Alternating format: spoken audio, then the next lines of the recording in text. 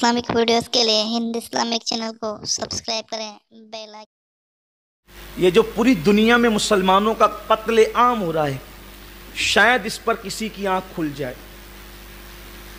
जब जंग शुरू हो रही थी तो जंग के इब्तिदाई वाक़यात जिन लोगों ने सुने पहले हफ्ते में, जब हमने जंग ओहद का तज़किरा शुरू किया था, तो आपको याद होगा कि जब जंग शुरू हो रही थी तो एक पहाड़ है जिसको ऐनैन कहते हैं, और इस वक्त तो उसको जबल रोमा कहते हैं। ऐनैन की पहाड़ी पर अल्लाह के रसूल अलैहिस्सलाम ने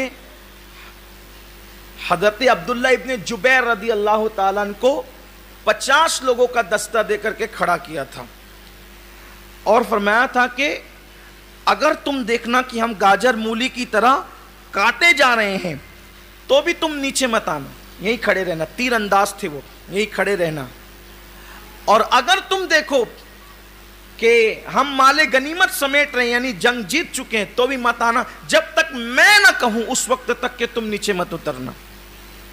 अब इब्तिदा में हुआ ये कि जिस वक्त सहाबा डटे तो कुफ्फारों के छिक्के छूट गए, और जब उनके छिक्के छूटे तो वो भागे, उल्टे पैर भागे। ये भी आप सुन चुके हैं कि जब वो भागे तो उनके साथ जो औरतें आई थी वो पैंचे चढ़ाकर वो भी भाग रही थी।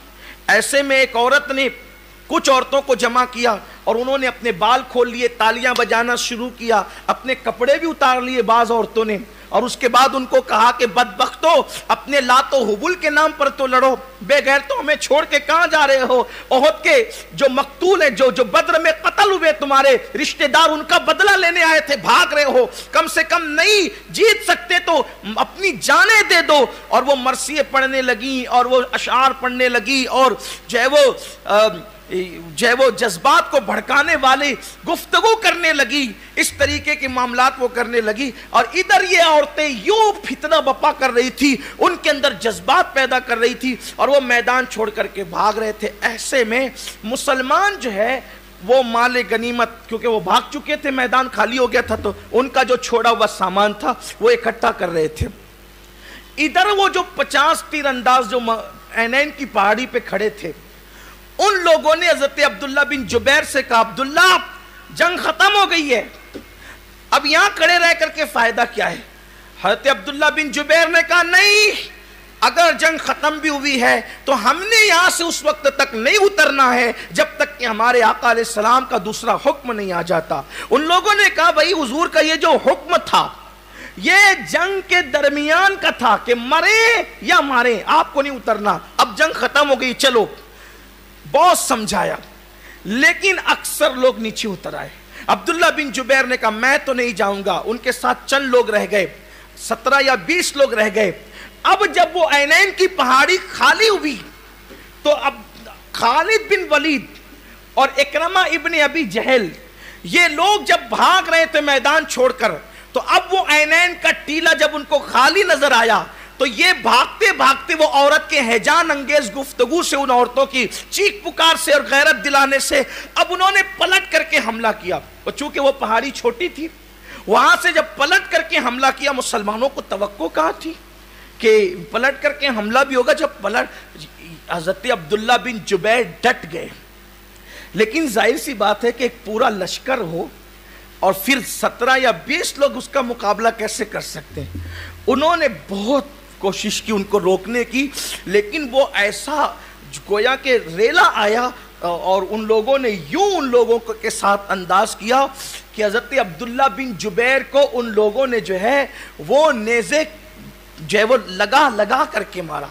हत्ता कि वो जो 17 या 20 लोग उस पहाड़ी पे खड़े थे, उनकी आते पेट काट के बाहर निकाला और उनके टुकड़े टुकड़े किए।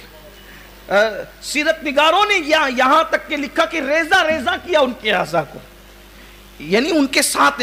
और खास तौर पे अब्दुल्ला बिन जुबैर को, चूंकि वो कमांड कर रहे थे, तो उनको टारगेट करके उनके साथ ये सुलूक किया। अब जबकि ये यहां से जब रुकावट खत्म हुई, उन्होंने तो जान की बाजी लगा दी थी, अब्दुल्ला इब्ने जुबैर उनके साथियों ने। लेकिन अब जब ये रास्ता खाली हो गया तो ये पलटे।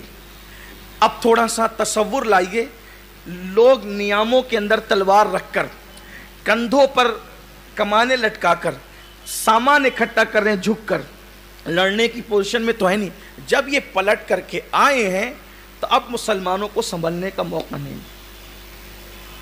اور پھر ایسی گھمسان کا رن پڑا کہ سیرت نگار لکھتے ہیں کہ صحابہ کے قدم اکھڑ گئے. اسی درمیان میں ایک افواہ پھیل گئی. چونکہ یہ بہت خوبصورت حضرت مصعب ابن عمیر رضی اللہ تعالیٰ عنہ کی شہادت ہوئی تو جس نے حضرت مصعب ابن عمیر کو شہید کیا اس نے جا کر کے یہ کہنا شروع کیا کہ میں نے محمد کو قتل کر دیا. اب یہ افواہ کا بازار جو گرم ہوا کہ حضور شہید ہو گئے تو کافروں کی تو ہمت بڑھ گئی, ان کے حوصلے بڑھ گئے کہ حضور شہید ہو گئے, اور جو مسلمان تھے ان کی ہمت پست ہو گئی. حتیٰ کہ کئی نوجوان میدان چھوڑ کر جانے لگے. کیا حضور ہی شہید ہو گئے تو اب کیا فائدہ ہے, لڑ کر فائدہ کیا ہے. ادھر مسلمان میدان چھوڑ کر, احد کا میدان چھوڑ کر مدینہ شریف کی طرف جا رہے تھے. ادھر حضرت ام ایمن, یہ حضرت ام ایمن وہ خاتون ہے جو حضور علیہ السلام کی والدہ کی کنیز ہے. ان کا کردار آپ نے حضرت سیدہ آمنہ کے وصال کے موقع پر شاید سماعت کیا ہے. تو ام ایمن, ان کے ہاتھ میں تلوار تھی. فرمایا نا مردو, کہاں بھاگ رہے ہو, جاؤ چرخہ کاٹو چرخہ, ہم لڑیں گے نبی کی ناموس پر. حضرت ام ایمن کے یہ جملے تھے, تاریخ میں آتا ہے. اور کہا کہ تم میدان چھوڑ کر کے بھاگ رہے ہو. اس کے بعد کسی نے کہا کہ جب حضور رہے ہی نہیں تو پھر ہمیں لڑ کر کے فائدہ کیا ہے. تو کسی نے کہا جب حضور نہیں رہے تو پھر ہم رہ کر کے کیا کریں گے, مر جاؤ. حضور جب نہیں رہے تو ہم رہ کر کے کیا کریں گے. یہاں پر اکثر سیرت نگاروں نے یہ تجزیہ کیا ہے کہ اتنا بڑا نقصان, گویا کہ جیتی ہوئی جنگ کا اگر نقشہ پلٹا ہے تو اس کے پیچھے صرف ایک وجہ ہے, اور وہ یہ ہے کہ اللہ کے رسول صلی اللہ علیہ وسلم نے فرمایا کہ یہاں کھڑے رہنا, یہاں سے ہٹنا مت. ایک حضور علیہ السلام کے فرمان کے حوالے سے صحابہ سے خطۂ اجتہادی ہوئی اور انہوں نے لاشعوری طور پر حضور علیہ الصلوۃ والتسلیم کے فرمان کے یا حضور کی جو مراد تھی اس کو نہ سمجھتے ہوئے اپنی مرضی کے مطابق کسی اور چیز پر عمل کیا, تو جیتی ہوئی جنگ جو ہے گویا کہ نقصان میں تبدیل ہو گئی. اب مجھے بتاؤ, صحابہ حضور علیہ السلام کے فرمان کے حوالے سے حضور کی مکمل مراد کو نہیں پہنچتے. حضور علیہ السلام نے جو فرمایا ہے اس فرمان کی مکمل مراد کو نہیں پہنچتے, اس پہ مکمل عمل نہیں کرتے, ان سے لغزش ہوتی ہے, خطۂ اجتہادی ہوتی ہے, تو جیتی ہوئی جنگ نقصان میں تبدیل ہو جاتی ہے. یہاں تو پوری امت رسول اللہ کی نافرمانی میں ڈوب گئی ہے. اللہ اکبر. ہم اس کو نافرمانی نہیں کہتے, وہ ان کی خطۂ اجتہادی تھی, وہ ان کی لغزش اجتہادی تھی. اللہ اکبر. یہاں تو لوگ زنا میں ڈوب گئے, شراب میں ڈوب گئے, جھوٹ میں ڈوب گئے, غیبت میں ڈوب گئے, عیاشیوں میں ڈوب گئے. ایک خطۂ اجتہادی ہوتی ہے تو 70 اسلام کے بہادر شہید ہوتے ہیں. اللہ کے رسول علیہ السلام کو زخمی کیا جاتا ہے. یہاں تو ہر امتی گناہ میں ڈوبا, اللہ ماشاءاللہ, پاپ میں ڈوبا ہے, برائیوں میں ڈوبا ہے. لوگ کہتے ہیں مسلمان کٹ کیوں رہے ہیں. احد کا نقشہ دیکھ لو, ایک لغزش اتحادی نے, ایک خطۂ اجتہادی نے 70 کو قبروں تک پہنچا دیا. تو اگر آج مسلمان سب کے سب پاپ میں ڈوبے تو ہماری قتل کی وجہ یہ ہے.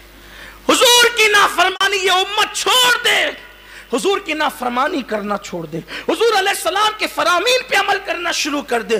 پھر دیکھو کس ماں نے پیدا کیا جو تمہیں قتل کر سکے, کس ماں نے پیدا کیا جو تمہیں قتل کر سکے.